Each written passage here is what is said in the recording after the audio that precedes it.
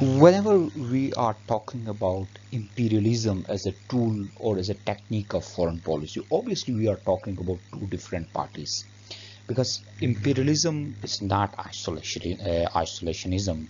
Obviously, imperialism it involves two or more than two different states, and this policy affected both the imperialist as well as the party on which imperialism is imposed.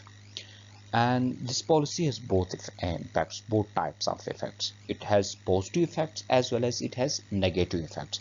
Today we are going to analyze few major effects. Obviously it's not possible for us to discuss all effects of imperialism, so we will confine ourselves to few common effects. So let's see. First, let's see the negative effects.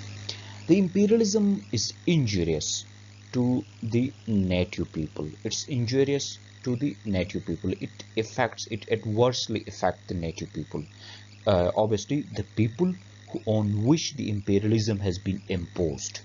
It is injurious to those native peoples, because how it's injurious to the native people.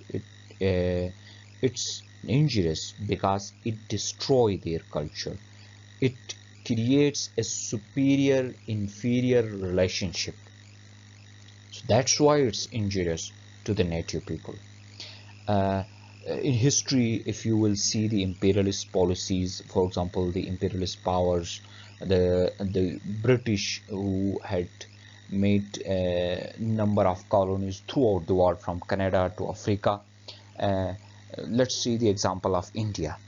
When the British take control of India, and they start ruling on India, in that period a superior inferior relationship was developed between British and native Indians, and this was not good for the native Indians.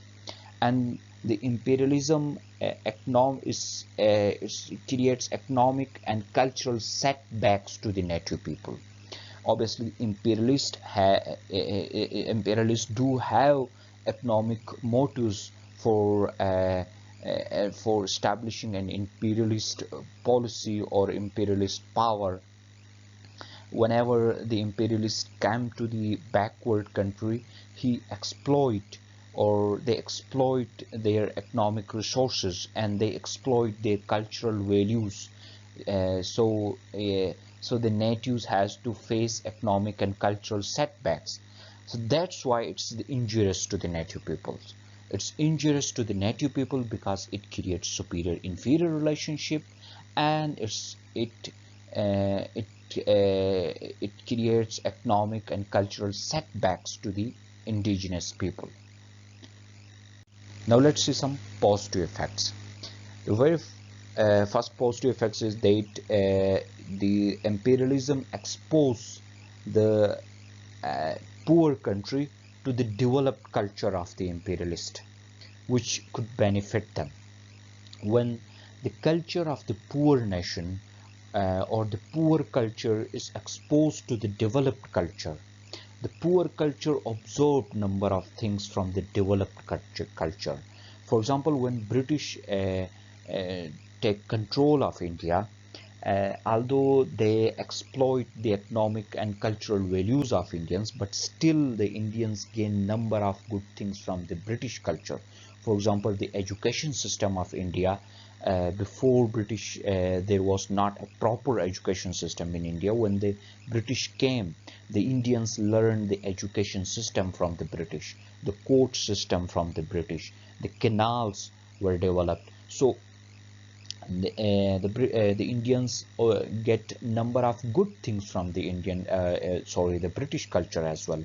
So we can say that when the poor nation is, or the poor culture is exposed to the developed culture of imperialists, which this could benefit the poor culture.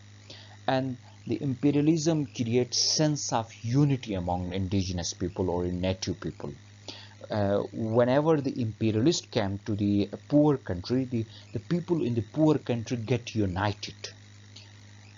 let's see the same example of India. Before British came, there were quarrels between different princes in India. When the British came, they forgot their mutual quarrels and get united, and this creates sense of unity among Indians. So we can say that imperialism creates sense of unity among native people, and imperialism can increase industrialization in poor countries as well. When the poor countries came under control of a big economic power, the big economic power, which is the imperialist, inject industrialization in the poor countries. So it increased industrialization in the poor countries, and the poor countries, or the countries which came under imperialist power, get modern system of education from imperialist powers, and the imperialist powers train the locals in art of self-government.